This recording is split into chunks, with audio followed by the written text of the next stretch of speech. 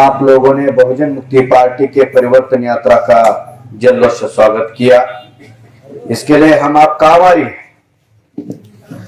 मंच पर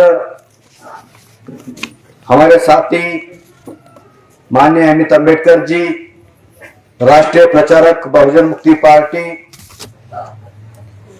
माननीय उमेश यादव, माननीय डॉक्टर राजकुमार, माननीय राज बहादुर गौतम, माननीय चंदन कुमार निषाद, माननीय लालाजी मौर्य और हमारे डॉक्टर खान साहब और साथी भाई और बहनों, हम जो ये प्रदेश व्यापी परिवर्तन यात्रा निकाल रहे हैं, इस परिवर्तन यात्रा का मकसद है कि हमारे बहुजन समाज में बहुजन मुक्ति पार्टी परिवर्तन करना चाहती है। ये परिवर्तन युवाओं में करना चाहती है, महिलाओं के अंदर परिवर्तन करना चाहती है, बुजुर्गों के अंदर परिवर्तन करना चाहती है। ये परिवर्तन आर्थिक परिवर्तन है, ये परिवर्तन सामाजिक परिवर्तन है, ये परिवर्तन एजुकेशन के रेफरेंस में करना चाहते हैं, ये परिवर्तन राजनीतिक चेतना निर्माण करने वाला परिवर्तन करना चाहते हैं। साथियों, कांशीराम साहब ने जिस भूमि में आकर काम किया, उस पावन भूमि के अंदर हम आए हैं। कांशीराम साहब ने बहुजन समाज के अंदर राजनीतिक चेतना निर्माण की थी और कांशीराम साहब जाने के बाद ये राजनीतिक चेतना खत्म ही हुई थी। इस राजनीतिक चेतना को फिर से जागरूक करने के लिए हमने बहुजन मुक्ति पार्टी बनाई। बोल 85। हमने जो बहुजन मुक्ति पार्टी बनाई, क्यों बनानी पड़ी? अगर बहुजन समाज पार्टी ने बहुजनों की हित की सोची होती तो हमें बहुजन मुक्ति पार्टी बनाने की कोई जरूरत नहीं पड़ती। बहन जी ने कहा परशुराम की मूर्ति, अखिलेश ने भी कहा कि परशुराम की मूर्ति खड़ी करेंगे। मैं बहन मायावती को कहना चाहता हूं, उत्तर प्रदेश हो या देश हो, इस देश में परशुराम की जरूरत नहीं है, इस देश को कांशीराम की जरूरत है। भयानक परिस्थिति निर्माण की जा रही है, दलितों के ऊपर अन्य अत्याचार होते जा रहे हैं, माइनॉरिटी मुसलमानों के ऊपर अन्य अत्याचार होते जा रहे हैं। बिजनौर में अत्याचार हुआ, दलितों के ऊपर बिजनौर में अत्याचार हुआ, मुरादाबाद में अत्याचार हुआ, अमरोहा में अत्याचार हुआ, हाथरस में अत्याचार हुआ। कितने जिले के नाम गिनाओ, 75 डिस्ट्रिक्ट है उत्तर प्रदेश में। हर रोज घटना घटित हो रही है। इन 2 सालों के अंदर उत्तर प्रदेश के दलितों के महिलाओं के ऊपर बलात्कार की घटना हो, छेड़खानी की घटना हो, अत्याचार की घटना हो, कितने परसेंट हुए हैं? 45%। 45% अन्य अत्याचार की घटना इन 2 सालों में हुई है। नरेंद्र मोदी कहता है मैं भी फकीर हूं, योगी भी कह रहा है मैं भी फकीर हूं। ये फकीर नहीं है। फकीर होते तो प्रधानमंत्री बनते, फकीर होता तो मुख्यमंत्री बनता। मोदी ने देश की वाट लगाई और योगी ने उत्तर प्रदेश की वाट लगाई। लॉकडाउन घोषित किया, corona virus, corona virus, corona virus, corona virus. Corona virus से कोई हमारी समस्या नहीं है, बल्कि लॉकडाउन हमारी समस्या है। अरे लॉकडाउन संविधान के 19 आर्टिकल के विरोध में है, आपके विरोध में। लॉकडाउन में कानून बनाए, किसानों के विरोध में लॉकडाउन में 3 काले कानून लाए, श्रमिकों के विरोध में लॉकडाउन में कानून लाए। यानी बाबा साहब अम्बेडकर ने कहा था 48 आर्टिकल के तहत किसानों का संरक्षण होना चाहिए। लेकिन किसान जो है, देश का किसान, 9 महीने से आंदोलन कर रहा है। यह दुनिया का सबसे बड़ा आंदोलन है जो बीजेपी सरकार के विरोध में हो रहा है। बीजेपी के सरकार के विरोध में, चाहे वो उत्तर प्रदेश में हो, चाहे वो देश केंद्र सरकार के विरोध, बीजेपी के विरोध में हो, शेड्यूल कास्ट के लोग आंदोलन कर रहे हैं, शेड्यूल ट्राइब के लोग आंदोलन कर रहे हैं, गुमंतु जनजाति के लोग आंदोलन कर रहे हैं, माइनॉरिटी के लोग आंदोलन कर रहे हैं। इतने होते हुए भी वो लोग सरकार में कैसे आ रहे हैं? इलेक्ट्रॉनिक वोटिंग मशीन, ये इलेक्ट्रॉनिक वोटिंग मशीन गैर संवैधानिक है और इलेक्ट्रॉनिक वोटिंग मशीन के कारण वो रूलिंग में आ रहे हैं। आपके वोटिंग की उनको जरूरत नहीं रही है, इसीलिए तो वो कानून बना रहे हैं। अगर आपके विरोध में पार्लियामेंट में कानून आता है तो आपको राइट है उस कानून का विरोध करने का। क्या लॉकडाउन में आपने आंदोलन किया? लोगों को इकट्ठा आने ही नहीं दिया। तो भयानक सिचुएशन डेवलप की गई है, भयानक वातावरण विकसित किया जा रहा है। राहुल गांधी ने कहा था आएगा, अभी आने दो उसको। राहुल गांधी को उत्तर प्रदेश में देखते हैं, क्या बोला था? 1 करोड़ युवाओं को रोजगार दूंगा, नहीं दिया।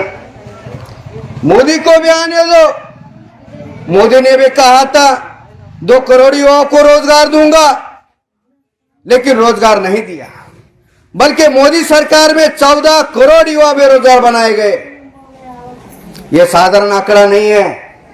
14 करोड़ युवाओं को बेरोजगार बनाया गया और उन्होंने नारा दिया। क्या नारा दिया? पकौड़ा तलाव योजना का नारा दिया। तुम्हारा बाप फीस भर रहा है, मोदी फीस भर रहा है, हमारे बच्चों की फीस भर रहा है, मेडिकल की फीस भर रहा है, इंजीनियरिंग की फीस भर रहा है। हम लोग मेहनत कर रहे हैं, हमारा भविष्य बचाने की मेहनत चल रही है, लेकिन वो जो केंद्र सरकार में बैठे हुए बीजेपी के लोग हैं वो हमारा भविष्य खत्म करना चाहते हैं। न्यू एजुकेशन पॉलिसी लाई गई। अरे new education policy SC ST घुमंतु जनजाति OBC माइनॉरिटी के छात्रों का भविष्य खत्म करने वाली न्यू एजुकेशन पॉलिसी लाई गई है। साथियों, अब हमें बदलाव चाहिए, परिवर्तन चाहिए। आप जिस कुर्सी में बैठे हो वैसी कुर्सी सरकार में बैठे हुए मंत्रियों की होती है। कुर्सी हर साल 5 साल बदलनी चाहिए कि नहीं बदलनी चाहिए? बदलनी चाहिए कि नहीं बदलनी चाहिए? अगर कुर्सी बदलोगे तो बहुजन समाज वहां पर बैठेगा। तो 5 साल में जो ये चुनाव आते हैं वो प्रतिनिधि बदलने के लिए तो आते हैं। बाबा साहब अंबेडकर ने हमें वोटिंग का जो राइट दिया है वो केवल वोट डालने के लिए नहीं दिया है, बल्कि राजा बनने के लिए भी राइट दिया हुआ है। हमारे लोगों ने मताधिकार तो बजाया, हमारे लोगों ने वोट तो किया, वोट देने के लिए पहल भी की, लेकिन हमारे लोगों ने सरकार बनाने के लिए पहल नहीं की। हमारे लोगों ने पहल किस लिए की? सरकार में लोगों को लाने के लिए ब्राह्मण को लाया, ठाकुरों को लाया, इसके लिए हमारे लोगों ने पहल की। और इन लोगों को शेड्यूल कास्ट का तो वोट चाहिए, आदिवासियों का वोट चाहिए, गोमंतु जनजातियों का वोट चाहिए, पिछड़े वर्ग का वोट तो चाहिए, माइनॉरिटी का तो वोट चाहिए, लेकिन उनका उत्थान नहीं करना चाहते, केवल वोट की राजनीति करना चाहते हैं। जब चुनाव आता है बीजेपी के लोग, कांग्रेस के लोग आपके दरवाजे पे आते हैं और 500 की नोट देते हैं और कहते हैं वोट इधर ही डालना। हमारे माता, हमारे चाचा, हमारे काका, हमारे नाना कभी सोचते नहीं कि मैं मेरे घर के 5 वोट 500 रुपए में बेच रहा हूं और 5 साल के लिए बेच रहा हूं। कितने साल के लिए? 5 साल के लिए। 500 रुपए का कभी गणित किया है, कैलकुलेशन किया है, मैथमेटिक्स? एक व्यक्ति को एक साल में कितना आ रहा है, महीना में कितना आ रहा है, दिन में कितना आ रहा है? चवानी भी नहीं आती। बेकारी को चवानी देकर देखो, चवानी देखेगा हमारा थोबड़ा देखेगा, चवानी देखेगा हमारा थोबड़ा देखेगा, और वो चवानी बेकारे हमारे थोबड़े पर मारेगा। जब वो 500 रुपए देते हैं तो एक बात दिमाग में रख लो, गाय की कीमत कितनी है, भैंस की कीमत कितनी है, अंग्रेजी कुत्तों की कीमत कितनी है, 2-2, 2.5 लाख अंग्रेजी कुत्तों की कीमत है। गधों की कीमत कितनी है। जानवरों से भी बदतर अवस्था में हमें लाया गया है। हमें लगता था बहन जी हमारी बहन जी है, बहन जी अगर हमारी बहन जी होती तो भाइयों के साथ धोखाधड़ी करती। यह हाथी नहीं गणेश है, ब्रह्म विष्णु महेश है, उस पर सती चंद्र मिश्रा सवार है। वो उत्तराधिकारी बनाना चाहती है, ब्राह्मण सम्मेलन ले रही है, उसको नाम बदला प्रबुद्ध सम्मेलन। इसलिए बहुजन मुक्ति पार्टी पूरे उत्तर प्रदेश में 403 विधानसभा के अंदर परिवर्तन यात्रा के माध्यम से यह बहुजन सम्मेलन ले रहे हैं। ब्राह्मण सम्मेलन की जरूरत नहीं है, इस देश को बहुजन सम्मेलन की जरूरत है। इसलिए बहुजन मुक्ति पार्टी मैदान में उतरी है। साथियों, बहुजन मुक्ति पार्टी के जो परिवर्तन यात्रा चल रही है, इस परिवर्तन यात्रा के साथ साथ हम बूथ कमेटी भी खड़ी कर रहे हैं। जिसका बूथ होता है उसका एमपी होता है, जिसका बूथ होता है उसका एमएलए होता है, जिसका बूथ होता है उसका सदस्य होता है। इसलिए बहुजन मुक्ति पार्टी की अगर सरकार बनानी है तो हमें मेहनत करनी होगी, बूथ बूथ तक जाना होगा, बूथ खड़ा करना होगा। वन बूथ के न्यू का फॉर्मूला लागू करो, सेक्टर कमेटी बनानी होगी, विधानसभा की कमेटी बनानी होगी। हम सरकार बनाने की पहल कर रहे हैं। कुछ लोग कहते होंगे आज बहुजन मुक्ति पार्टी का एक भी एमपी नहीं, एक भी एमएलए नहीं है। हाँ, हमारा एक भी एमपी नहीं, एक भी एमएलए नहीं, लेकिन हमारा संगठन आज बहुमत में बहुजन समाज में काम कर रहा है। आज का जो ये बहुमत में बहुजन समाज में संगठन हमारा काम कर रहा है, कल पार्लियामेंट के अंदर हम बहुमत में होंगे, विधानसभा के अंदर बहुमत में होंगे जरूर होंगे, लेकिन आपके वोट की जरूरत है। केवल आपके वोट की जरूरत नहीं है, बल्कि वोट के साथ नोट की भी जरूरत है। दुश्मनों के पास, कांग्रेस बीजेपी के पास में अनकाउंटेड मनी है, हमारे पास में काउंटेड मनी भी नहीं है, तब भी हम ये परिवर्तन यात्रा चला रहे हैं। किनके भरोसे पर चला रहे हैं, किनके बलबूते पर चला रहे हैं? टाटा बिरला अंबानी के बलबूते पर नहीं, बल्कि बहुजन समाज आप जैसे ईमानदार लोगों के बलबूते पर हमारी परिवर्तन यात्रा चल रही है। हमारे साधन होंगे, हमारी वोट बैंक होगी, हमारे जो प्लस पॉइंट है बहुजन मुक्ति पार्टी के, वो बताना चाहता हूं। हमारी पहचान मूल निवासी पहचान है, संख्या में बहुसंख्यक वोट बैंक हमारा वोट बैंक है। हमारा संगठन कैडरवेस संगठन है और हमारा जो नेतृत्व है वो नेतृत्व कॉम्प्रोमाइज होने वाला नेतृत्व नहीं है। इसलिए साथियों, बहुजन मुक्ति पार्टी उत्तर प्रदेश में सरकार बनाने में चली है, सरकार बनाने के लिए पहल चल रहा है। आप लोग बहुजन मुक्ति पार्टी की सरकार बनाने के लिए प्रयास करोगे और जो अन्य अत्याचार हमारे ऊपर हो रहे हैं उसका मैं कारण बताना चाहता हूं।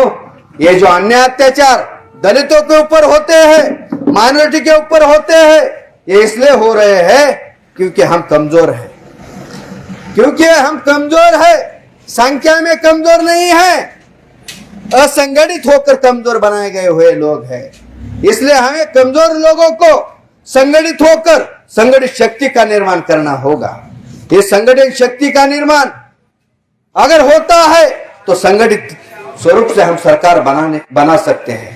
जिनकी सरकार नहीं होती है उनके ऊपर अन्य अत्याचार होते रहते हैं, बलात्कार उनके ऊपर होते रहते हैं, मारपीट होते हैं, मॉब लिंचिंग होती है।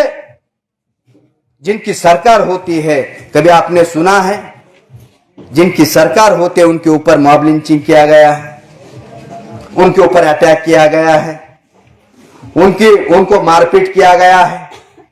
कभी भी नहीं। इसलिए साथियों, कांशीराम साहब कहते थे जो शासक नहीं होता है उनके ऊपर अन्य अत्याचार किया जाता है, जो शासक होता है उनके ऊपर कोई अन्य अत्याचार नहीं कर सकता। इसलिए शासक बनने के लिए हमें पहल करना है। और मोदी जो है ये लॉकडाउन में रेलवे बेची, बुलेट ट्रेन लाने वाला था। बाबा क्या बोला था, मैं तो फकीर आदमी हूं, झोला लेकर चल पड़ूंगा। पूरा देश बेच रहा है फकीर आदमी। रेलवे बेची, एयरपोर्ट बेचा, LIC बेची, बैंक बेचा, अबे हमारे कपड़े ही बचे वो भी बेच देगा, उसका कोई भरोसा नहीं है। योगी की भी राजनीतिक रणनीति बहुजनों का शोषण करने वाली है, मोदी की भी राजनीति बहुजनों का शोषण करने वाली है। एक उदाहरण बताता हूं, 3 काले कानून हमारे लोगों को पता नहीं है, सिंपल लाइन में बताता हूं। 3 काले कानून लाए बीजेपी ने और ये शोषण वाले कानून है। किसानों की जमीन, किसानों की खेती, किसानों की मेहनत, किसानों का श्रम, किसानों का पानी, लाइट बिल पे करता है किसान, किसानों की फसल। लेकिन किसानों की फसल होते हुए भी फसल का भाव निर्धारित करने का, मार्केट मूल्य निर्धारित करने का राइट अधिकार किसानों को नहीं है, वो पूंजीपति लोगों को दिया है। तो श्रमिकों के विरोध में भी काले कानून लाए। 29 आर्टिकल ऐसे बाबा साहब ने संविधान में बनाए थे जो श्रमिकों का संरक्षण करते हैं, और श्रमिकों के संरक्षण करने वाले कानून बीजेपी सरकार ने लैप्स किए, रद्द किए। यानी किसान अब 8 घंटा काम नहीं करेगा, किसान 12 घंटा काम करेगा, लेकिन 8 घंटे का तनख्वाह उन्हें नहीं दिया जाएगा, 12 घंटे का तनख्वाह दिया जाएगा। सॉरी, 8 घंटे का तनख्वाह दिया जाएगा, 12 घंटे का तनख्वाह नहीं दिया जाएगा। यानी किसान श्रमिक 12 घंटे श्रम करेगा, फैक्ट्री में काम करेगा, कंपनी में काम करेगा, लेकिन 12 घंटे की तनख्वाह उन्हें नहीं दी जाएगी, केवल 8 घंटे की तनख्वाह दी जाएगी। ये खून चूसने का काम है। बीजेपी जो सरकार है, ये चाहे वो योगी सरकार हो या मोदी सरकार हो, ये खटमल जैसा है, ये खून चूसने का काम कर रहे हैं, इनको रगड़ना होगा। खटमल अगर खून चूसता है तो क्या करते हो आप? रगड़ते हैं ना, रगड़ते हो कि नहीं रगड़ते हो? रगड़ते हो कि नहीं रगड़ते हो? तो क्या करना होगा? रगड़ना होगा। अगर हम वोट ही नहीं डालेंगे तो खटमल को खून कहां से मिलेगा? खटमल को खून कहां से मिलेगा? तो एक खटमल जैसा व्यवहार हमारे साथ में कर रहे हैं साथियों। इसलिए बहुजन मुक्ति पार्टी एक विकल्प तैयार हो गया है। इस विकल्प को और ज्यादा मजबूत आपको करना है। आप विधानसभा से 9 अक्टूबर 2021 को माता रमाबाई पार्क अंबेडकर मैदान पर लाखों के तादाद में रैली का नियोजन हो रहा है। कांशीराम साहब का स्मृति दिन 9 अक्टूबर है। कांशीराम साहब का स्मृति दिन 9 अक्टूबर है। बीएसपी का नारा था कहीं हम भूल ना जाए, लेकिन भूल गई मायावती। महापुरुषों का आंदोलन तो भूल गई, कहीं हम भूल ना जाए, ये बहुजन मुक्ति पार्टी चला रही है। और माननीय कांशीराम साहब के स्मृति दिन पर लाखों के तादाद में सभा होने वाली है। आप लोग हजारों के तादाद में आपके गांव से, आपकी विधानसभा से कहां आना है? लखनऊ आना है। कौन से मैदान पर? माता रमाबाई अंबेडकर मैदान पर। लाखों की भीड़ इकट्ठा हो रही है। हम अगर ज्यादा संख्या में रहेंगे तो हमारा प्रभाव क्षेत्र और ज्यादा बढ़ेगा। तो साथियों, ज्यादा समय ना लेते हुए 9 अक्टूबर को कांशीराम साहब का स्मृति दिन है, और आप लोग बड़े मात्रा में, बड़े संख्या में उस लाखों के सभा में आओगे। इस आशा और विश्वास के साथ आखिर एक मुद्दा उपस्थित करता हूं, साधनों का। साधनहीन लोगों की लड़ाई हम लड़ रहे हैं। बहुजन मुक्ति पार्टी साधनहीन लोगों की लड़ाई लड़ रहा है। किनके विरोध में लड़ाई चल रही है? जो बाहुबल है, जिनके पास धन बल है, आज से लोगों के विरोध में, ऐसी पार्टियों के विरोध में हमारी लड़ाई चल रही है। यह परिवर्तन यात्रा निरंतर चल रही है। अगर हमारे समाज से साधन अगर इकट्ठा नहीं आते हैं तो आधे रास्ते में ये परिवर्तन यात्रा दम छोड़ देगी। क्या आधे रास्ते में छोड़ना है? इसको छोड़ना है? नहीं छोड़ना चाहिए। तो मैं आपको अपील करना चाहता हूं, उनके पास में अनकाउंटेड मनी है, हमारे पास में काउंटेड मनी भी नहीं है, लेकिन बाबा साहब के संविधान के कारण हमारे भी पास में आया है। हमारे भी जेबें भरे हुए हैं, केवल जेब से निकाल कर नोट देना है। कांशीराम साहब का कारवा बहुजन मुक्ति पार्टी आगे लेकर चल रही है। नोट के साथ वोट भी दो, वोट के साथ नोट भी दो। तो साथियों, ये जो लड़ाई हमारी जो चल रही है, इस लड़ाई में आप लोग आपका साधन यहां पर देकर इस परिवर्तन यात्रा को, बहुजन मुक्ति पार्टी को मजबूत करोगे। इस आशा और विश्वास के साथ मेरी बात आपने ध्यान से सुनी, इसके लिए आभार, धन्यवाद। जय भीम, जय उल्लास।